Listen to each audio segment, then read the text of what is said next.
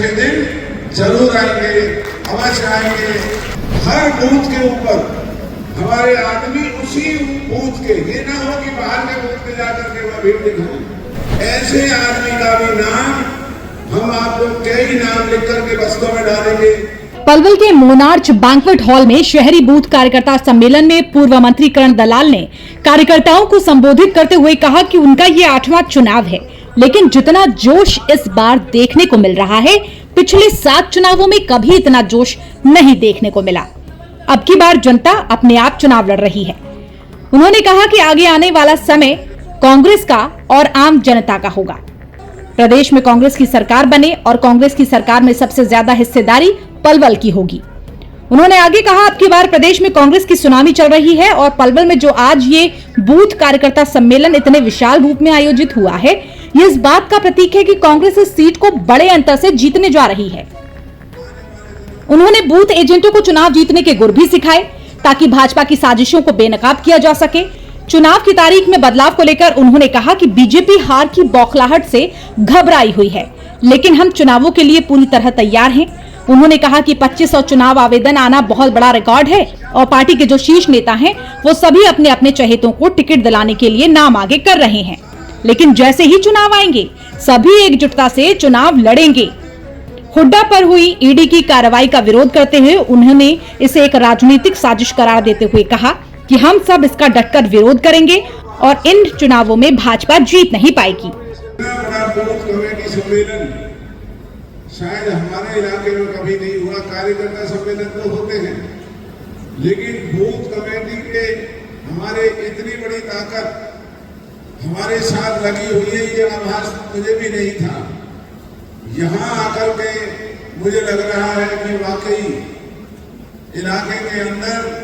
खास करके हमारे नौजवान साथी और जो चुनाव की प्रक्रिया को जानते हैं, जो आज बल और दम आपने दिखाया है उसमें हमारी बहन बेटियां भी आई हुई है। ये एक बहुत बड़ी जीत है, बहुत बड़ी ताकत है। और आज का ये सम्मेलन हमारे विरोधी पार्टी के लोगों के हौसलों को परस्त करने का काम करेगा। और आज जैसा भाई रमेश नाना जी ने कहा, चौधरी विजेंद्र सिंह जी ने कहा, आज ये सम्मेलन नहीं, आज ये हरियाणा सरकार का एक बैठा हुआ हमारे इलाके की सरकारी का नजारा बना हुआ है। आने वाले दिनों में जैसे आज आप बूथ को संभालने के लिए जुटे हुए हैं, ऐसे ही इस हरियाणा के अंदर सरकार को चलाने के लिए, अपने इलाके के लोगों तकलीफों को ठीक करने के लिए, अपने इलाके के भविष्य को बनाने के लिए जो ताकत आज आप लोगों ने दिखाई है, मैं मानता हूँ कि आने वाले दिन बीजेपी ने कहा कि अच्छे दिन आएंगे, उनके अच्छे दिन तो नहीं आ सके,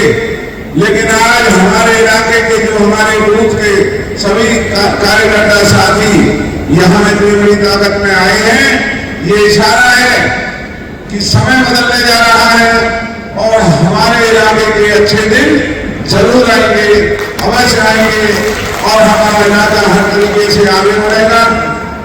सरकार की नीतियों के बारे में तो रोज बात होती है। आज मैं केवल आपसे यही प्रार्थना करना चाहता हूं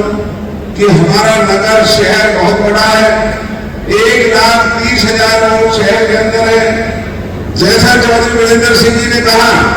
यहाँ ये बड़ी भारी दिक्कत है कि वोट जो डाल रहा है हमारे बूथ के साथियों को वहां देखना होगा, उन्हें ये पूछने का अधिकार है, पूछने का अधिकार है, हस्तक्षेप करने का अधिकार है कि वो उससे पूछ ले कि भाई आप कौन है, बताइए, दिखाइए कैसे आप ये वोट डालने के लिए आए। और अगर आपको कोई अधिकारी, पुलिस प्रशासन या वहां कोई दूसरी पार्टी का आदमी अगर इसमें कोई इतराज करता है तो जो बस्ता बना करके हम आपको भेजेंगे, उस बस्ते में वॉकी टॉकी, टेलीफोन के माध्यम से नंबर, तमाम जो चुनाव के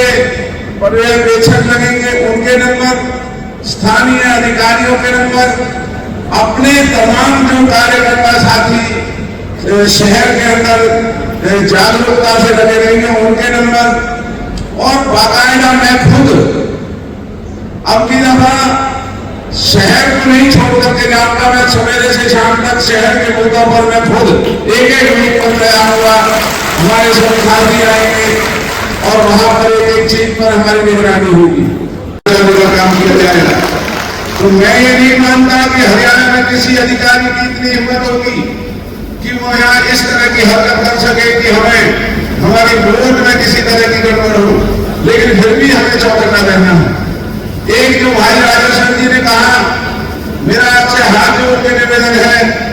कि आपने जो बूथ पे हमारी टीम है, जैसा पीछे भी ये शिकायत आई कि जहां भी बूथ है हमारे आदमी कम बैठे थे और विरोधी दलों के लोग वहां पर ज्यादा संख्या में बैठ जाते। तो मैं आप सभी से हाथ जोड़ करके अपील कर रहा हूं कि उस दिन हर बूथ के ऊपर